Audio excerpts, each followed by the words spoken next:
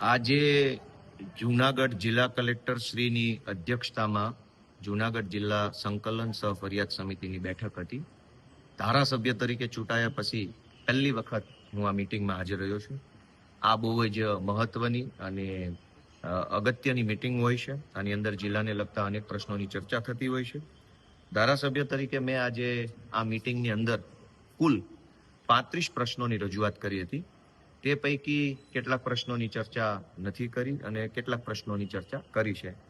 કુલ 35 પ્રશ્નો પૈકી આ મિટિંગની અંદર મેં ધારાસભ્ય તરીકે ખેતીવાડી અને વાણિજ્ય માટેના નવા કનેક્શનોનો પ્રશ્ન, કનેક્શનો મળવામાં થતા વિલંબની બાબત, ફીડર ઓવરલોડ કેટલા છે, કેટલા ફીડરમાં ફોલ્ટ આવે છે વગેરે બાબત ઉપર મેં કલેક્ટર સાહેબ સાથે રજૂઆત કરી છે. આ સિવાય આ સંકલનની બેઠકની અંદર પશુપાલન કરતા માલધારી સમાજને ગામતળ કે સીમતળની અંદર વાડા ફાળવવા બાબતે સરકારમાં શું જોગવાઈ છે, કેટલી અરજીઓ મળી છે અને એની ઉપર શું કાર્યવાહી થઈ, એ પ્રશ્ન પણ મેં લેખિતમાં કલેક્ટર સાહેબને પૂછ્યો હતો. જોકે સરકારી વહીવટી તંત્ર તરફથી જવાબ મળ્યો છે કે માલધારી સમાજને વાડા ફાળવવા બાબતે કોઈ હાલમાં સરકારમાં જોગવાઈ નથી. આ સિવાય જંગલમાં ઢોર ચરાવવા માટે મસવારી પહોંચ ધરાવતા જે માલધારીઓ હોય એને જંગલમાં ઢોર ચરાવવા જતા રોકવામાં આવે છે કે કેમ, નવી મસવારી પહોંચ લેવા માટે શું શું વ્યવસ્થા છે, અથવા તો કઈ કઈ જગ્યાએ અત્યારે ઢોર ચરાવવા માટેનું છૂટ આપવામાં આવેલી છે. તો ડીસીએફ પશ્ચિમ અને ડીસીએફ પૂર્વ બંને તરફથી અલગ અલગ પ્રકારના જવાબો મળ્યા છે. આ સિવાય વિસાવદર તાલુકાના કુબા રાવણી ગામે તલાટી મંત્રીએ વર્ષ 2006ની અંદર હકપત્રક નંબર 6 નું આખું રજીસ્ટર છે એ ગુમ કરી દીધું. એની એફઆઈઆર થઈ 2006માં. 16 વર્ષ પછી 2022માં એનું ચાર્જશીટ થયું અને હજુ કોર્ટમાં કેસ ચાલુ છે. પરંતુ ગામ લોકો, કુબા રાવણી ગામના ગામ લોકોને હકપત્રક નંબર 6 મળતું નથી. એ બાબતે આજે રજૂઆત કરી છે અને રજૂઆતને ધ્યાને લઈ કલેક્ટરશ્રીએ પ્રાંત સાહેબને આદેશ કર્યો છે. જૂનાગઢ તાલુકાના પાતાપુર ઇટાળા રોડ ઉપર ગુડાજલી નદી ઉપર એક પુલ બની રહ્યો છે વર્ષોથી. છેલ્લા 2-2.5 વર્ષથી આ પુલનું કામ ચાલુ છે. આ પહેલા ત્યાં એક બેઠી ધાબી હતી, બેઠું જેને કહેવાય કે કોઝવે ટાઈપનું, એને તોડી નાખ્યું અને તોડ્યા પછી નવું નાળું બનાવવાનું કામ ચાલુ થયું, પણ 2 વર્ષથી પૂરું જ થતું નથી. લોકોને અનેક મુશ્કેલી પડે છે. આ પ્રશ્ન બાબતે આજે કલેક્ટરશ્રીની અધ્યક્ષતામાં માર્ગ મકાન વિભાગના અધિકારીઓ સાથે ચર્ચા થઈ છે. આ સિવાય વિસાવદર, ભેસાણ અને જુનાગઢ ગામના અનેક ગામડામાં અને ખાસ કરીને છોડવડી ગામમાં પ્રોપર્ટી કાર્ડ મળતા નથી અને પ્રોપર્ટી કાર્ડ નહીં હોવાના કારણે પોતાની મિલકતની ઓનરશિપનું કોઈ ડોક્યુમેન્ટ નથી, માલિકી હકનું ડોક્યુમેન્ટ નથી. આ બાબતની રજૂઆત આજે કલેક્ટર સાહેબની સમક્ષ મૂકી છે. એમણે સૂચન આપી છે કે સ્વામિત્વ યોજના અંતર્ગત વહેલી તકે આ પ્રોપર્ટી કાર્ડનો પ્રશ્ન ઉકેલવામાં આવશે. આ સિવાય વિસાવદર તાલુકાના રામપરા ગામે ધાબડધોયા નાની સિંચાઈ યોજનાનું ડેમ જે છે લીકેજ છે. 2-3 વખત રિપેર કર્યા પછી પણ હજુ એ ડેમ લીક થઈ રહ્યો છે. આ લીકેજ બાબતની રજૂઆત પણ આજે કલેક્ટરશ્રી સમક્ષ કરેલી છે. આ સિવાય ખંભાળિયા ઓજત ગામે વાસ્મો યોજનાનો એક સંપ બનેલો છે, ઘણા સમયથી બની ચૂક્યો છે, પણ આ સંપ છે ગામ લોકોને સોંપવામાં આવ્યો નથી. ગામ લોકોની માંગણી છે કે આ સંપ જો સોંપવામાં આવે તો તાત્કાલિક એનો ઉપયોગમાં લઈ શકાય એમ છે. આ બાબતે પણ અધિકારીઓએ આશ્વાસન આપ્યું છે કે આવતા 2-3 મહિનામાં સંપ સોંપી દેવામાં આવશે.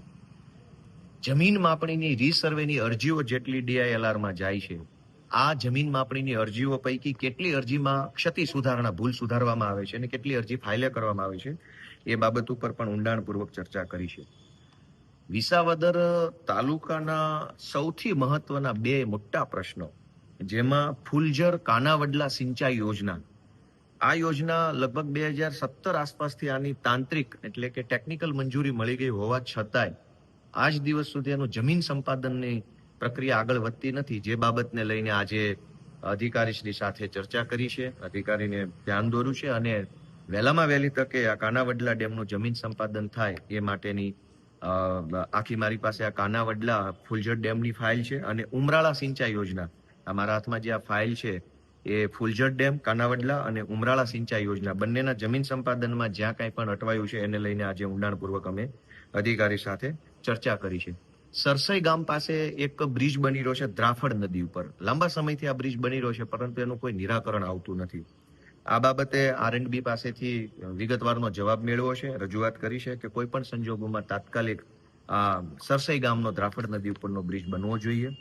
અને એ સિવાય બીજી રજૂઆત મારી છે, સહકારી મંડળીઓના ગામની અંદર 1, 2, 3, 4 સરકારી મંડળીઓ હોય છે, પણ ઓફિસ માત્ર એક જ સહકારી મંડળીની હોય છે. તો બીજી 3 સહકારી મંડળીઓની ઓફિસ ક્યાં આવી છે, એના મંત્રી કોણ છે, એના પ્રમુખ કોણ છે, એના મોબાઈલ નંબરો શું છે, એનો કાર્યક્ષેત્ર કયું છે, કચેરીનો સમય કયો છે, આ બધી બાબતો અંગે નોટિસ બોર્ડ ઉપર દરેક ગામમાં જેટલી સહકારી મંડળી છે એની ઓફિસ ખુલે, એની ઉપર બોર્ડ મૂકવામાં આવે, મંડળીનું નામ લખવામાં આવે. એ બાબતની રજૂઆત મેં આજે કલેક્ટરની અધ્યક્ષતાની મિટિંગમાં કરી છે. અને 2 મહત્વના પ્રશ્ન કે વિસાવદરથી ડાયરેક્ટ સુરત અને ભેસાણથી ડાયરેક્ટ સુરત બસ, આ બાબતે ગામજનોની મને ઘણી બધી રજૂઆત મળી છે. તો આ રજૂઆત પણ મેં આજે કલેક્ટરશ્રીના માધ્યમથી જિલ્લા વહીવટી તંત્રને આપી છે. આશા રાખીએ કે વિસાવદરથી સુરત ને ભેસાણથી સુરતની ડાયરેક્ટ સરકારી બસ ચાલુ થઈ જાય.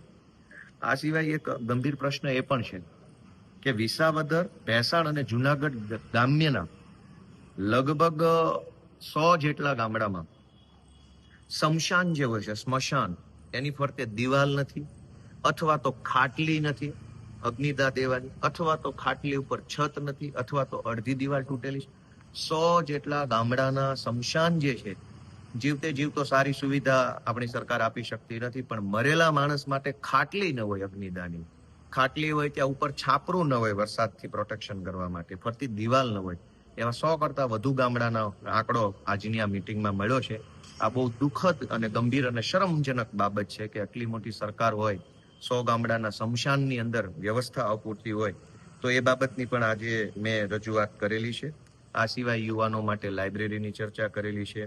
આ સિવાય આંબેડકર ભવન માટેની વાત પણ કલેક્ટર કચેરીમાં મૂકી. અનુસૂચિત જાતિ સમાજને કોમ્યુનિટી હોલ એટલે કે આંબેડકર ભવન બાંધવા માટે જમીન ફાળવણી બાબત અથવા એનું બાંધકામ કરવા બાબતે શું શું વ્યવસ્થા છે એની ચર્ચા પણ આ મિટિંગમાં થઈ છે. અને 100 વારના પ્લોટ ગરીબોને જે મળે છે એ બાબતને લઈને પણ આજની મિટિંગમાં મેં ચર્ચા કરેલી છે. તો કુલ મળીને જુનાગઢ ગ્રામ્ય, વિસાવદર અને ભેસાણ આ 3 તાલુકાની અંદર આમ જનતાને લાગુ પડતા હોય એવા 35 કરતા પણ વધુ પ્રશ્નો બાબતે આજે કલેક્ટરની અધ્યક્ષતામાં યોજાયેલી જિલ્લા સંકલન સહ ફરિયાદ સમિતિની બેઠકમાં અમે પ્રશ્નો મૂક્યા છે. આ બધા પ્રશ્નોનું નોટિંગ થશે, સરકારમાં જશે અને આશા રાખીએ કે જુનાગઢ જિલ્લા વહીવટી તંત્ર દ્વારા જે પડતર પ્રશ્નો છે એનું વહેલી તકે નિરાકરણ લાવવામાં આવે. Thank you.